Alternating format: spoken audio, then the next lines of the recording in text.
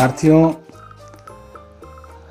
आप सबों का हिंदी संस्कृत एकेडमी में एक बार पुनः स्वागत है। वादे के अनुसार हम लोग आजकल परीक्षा की तैयारी तेजी से कर रहे हैं। परीक्षा नज़दीक है। मैं भी यह प्रयास करता हूं कि आप सबों को परीक्षा में अधिक से अधिक अंक प्राप्त हो, ये मैं प्रयास करता हूं और उम्मीद करता हूं कि आप लोग भी मेहनत करेंगे और अधिक से अधिक अंक लाएंगे।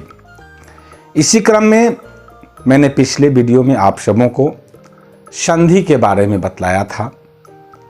उम्मीद है आप उसको देखे होंगे, अध्ययन किए होंगे। मैं उसी को आगे बढ़ाते हुए आज का वीडियो आपके सम्मुख रखता हूं। पिछले बार हम लोगों ने पढ़ा था संधि के बारे में, संधि के भेद, संधि किसे कहते हैं, इन सबों के बारे में।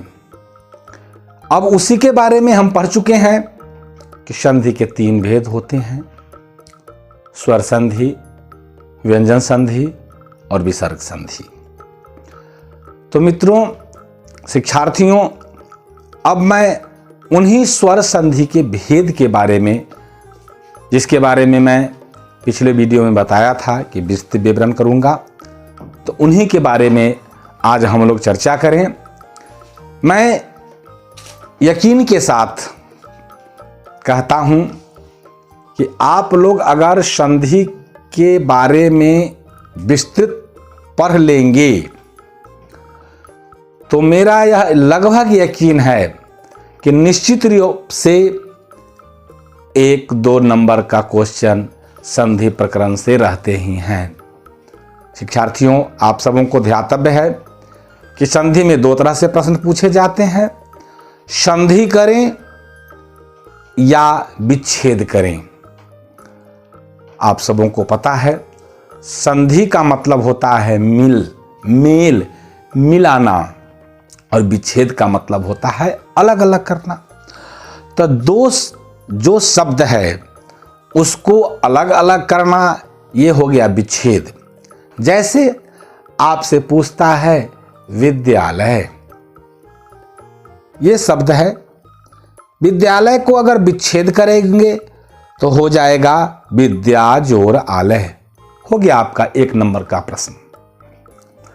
उसी तरह आपसे पूछता है विद्या जोड़ आलय बराबर क्या, तो आप उसको मेल कर देंगे और लिख देंगे विद्यालय, हो गया 1 नंबर का। यही 2 तरह से प्रश्न आपको हिंदी व्याकरण में पूछेंगे संधि प्रकरण से, चाहे वो स्वर संधि के बारे में हो, व्यंजन संधि के बारे में हो या विसर्ग संधि के बारे में हो। शिक्षार्थियों, हम उसी के अगले कड़ी के रूप में हम लोग आज यह नियम पढ़ रहे हैं कि स्वर संधि के कितने भेद होते हैं, कैसे पहचानेंगे जो वो कौन स्वर है, कौन संधि है। आपको पता है संधि 2 वर्णों के बीच में होता है। तो आइए आप सब आज स्वर संधि के भेद के बारे में जानें। अब द्रष्टव्य है कि आप देख रहे हैं स्वर संधि के 5 भेद होते हैं। स्वर संधि के 5 भेद होते हैं: दीर्घ संधि, गुण संधि, वृद्धि संधि, यन संधि और अयादि संधि। शिक्षार्थियों, दीर्घ संधि, गुण संधि, वृद्धि संधि, यन संधि और अयादि संधि, ये स्वर संधि के भेद हैं। आप लोग अपने दिमाग में स्मरण में रख लें। अगर कहीं से कोई पूछता है स्वर संधि के कितने भेद होते हैं, तो 5 भेद होते हैं। शॉर्ट में दीर्घ, गुण, वृद्धि, यन और अयादि, ये याद रखेंगे, आपका काम चल जाएगा। अब स्वर संधि के 5 भेद: दीर्घ संधि, गुण संधि, वृद्धि संधि, यन संधि और अयादि में से सबसे पहले अब दीर्घ संधि किसे कहेंगे इसके बारे में बतलाता हूं। शिक्षार्थियों, मैं आपको पहले भी कह चुका हूं कि हम लोग ऊपर ऊपर नहीं पढ़ेंगे, नियमबद्ध पढ़ेंगे ताकि आपको जीवन में हर समय काम दे आपको। तो आप जानते ही हैं कि हिंदी व्याकरण या संस्कृत व्याकरण नियमबद्ध है, नियम के आधार पर ही चलता है। जिस तरह गणित सूत्र के आधार पर होता है, व्याकरण भी सूत्र के आधार पर, नियम के आधार पर ही चलता है। तो अब हम आए, देखिए दीर्घ संधि के क्या बनाने का नियम है, कैसे बनेंगे। जैसे देखिए दीर्घ संधि के नियम, दो सवर्ण स्वर मिलकर दीर्घ हो जाते हैं।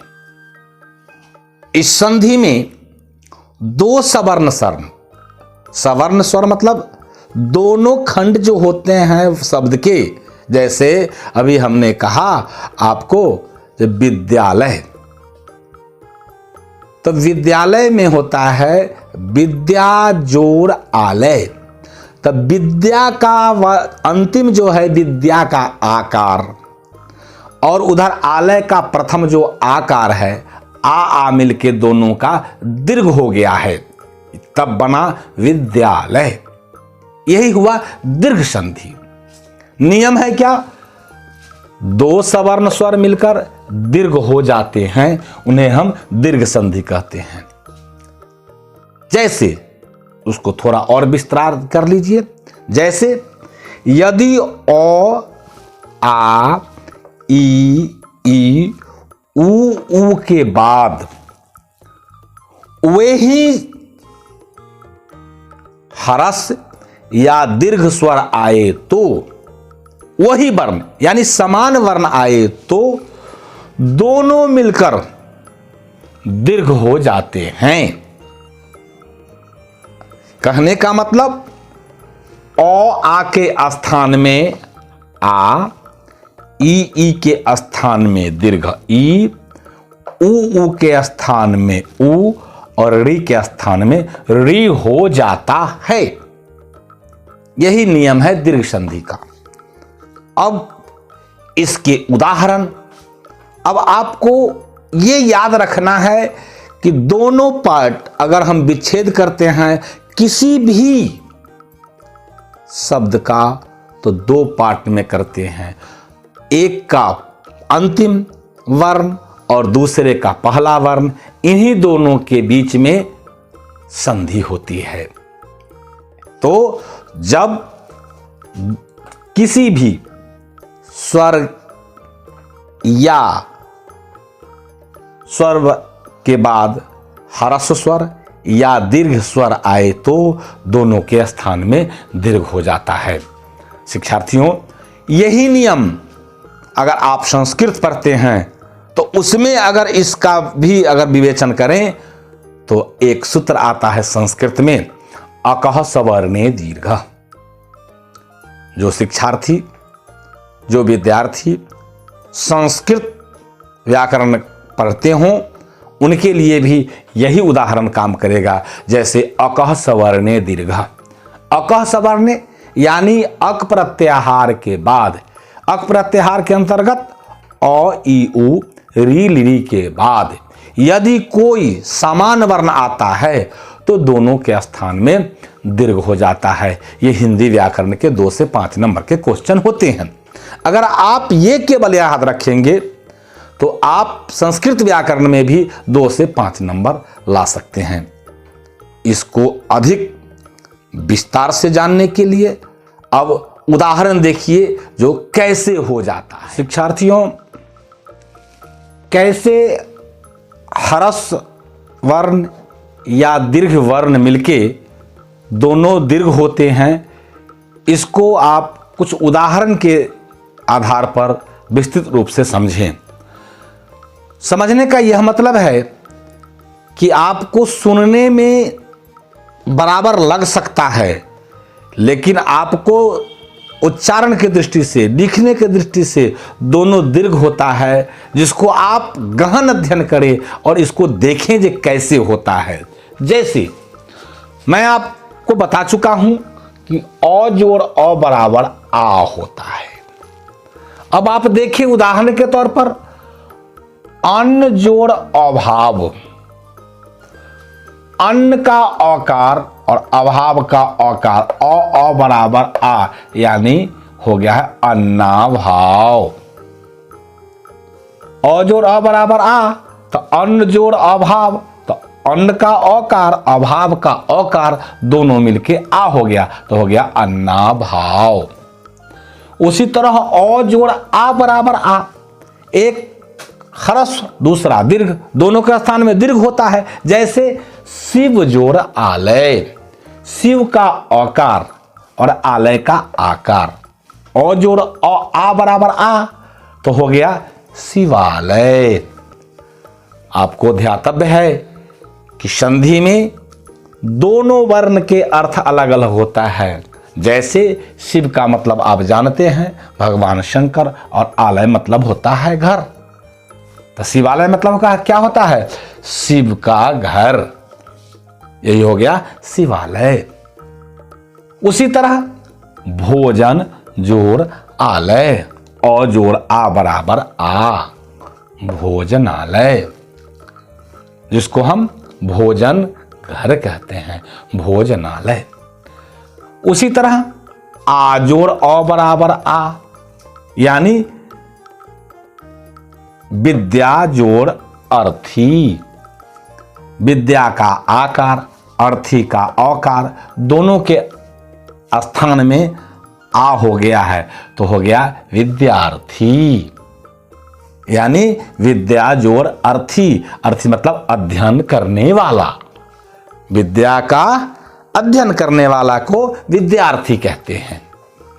उसी तरह देखिए विद्या आ जोड़ आ बराबर आ, उदाहरण विद्या जोड़ आलय, विद्या का आकार आलय का आकार दोनों के स्थान में दीर्घ हो गया विद्यालय।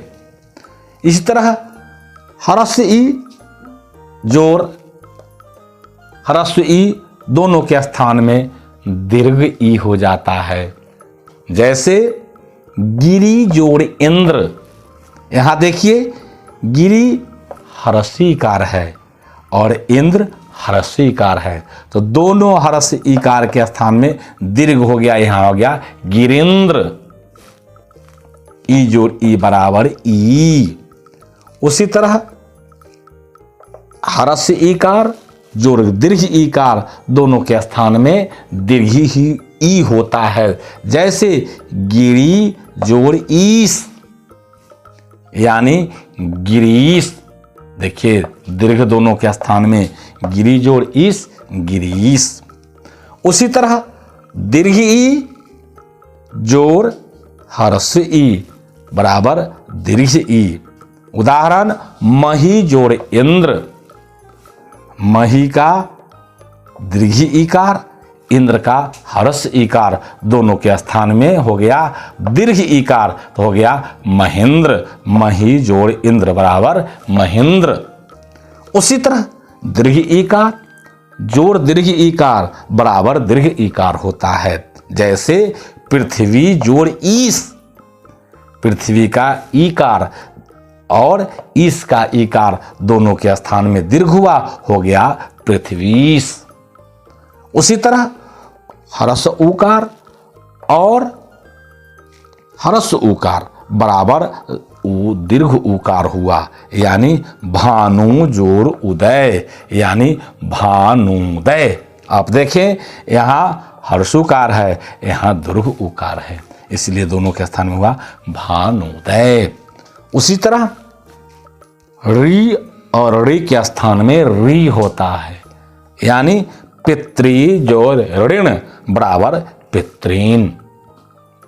शिक्षार्थियों, मैं उम्मीद करता हूं कि आप लोग भी इन कुछ उदाहरणों के आधार पर अपने स्मरण शक्ति से अभ्यास करते हुए अधिक से अधिक अभ्यास करने का प्रयास करें, ताकि आपको आने वाले परीक्षाओं में अधिक से अधिक अंक प्राप्त हो। शिक्षार्थियों, मैं बार बार आपसे कहता हूं, ये जो हम लोग पढ़ रहे हैं आपको जीवन पर्यंत काम देगा। इसका नियम आप याद रखेंगे, आगे बहुत आपको आसान व्याकरण लगने लगेगा। इसलिए मैं प्रयास करता हूं, आप लोग भी प्रयास करें और अधिक से अधिक अध्ययन करते हुए परीक्षा में अधिक से अधिक अंक लाएं। यही मैं आप लोगों से उम्मीद करता हूं। आप स्वयं पढ़ें और अपने साथियों को भी पढ़ने के लिए प्रेरित करें। मैं ही आप लोगों से अपेक्षा करता हूं। इन्हीं के साथ आप लोगों का धन्यवाद।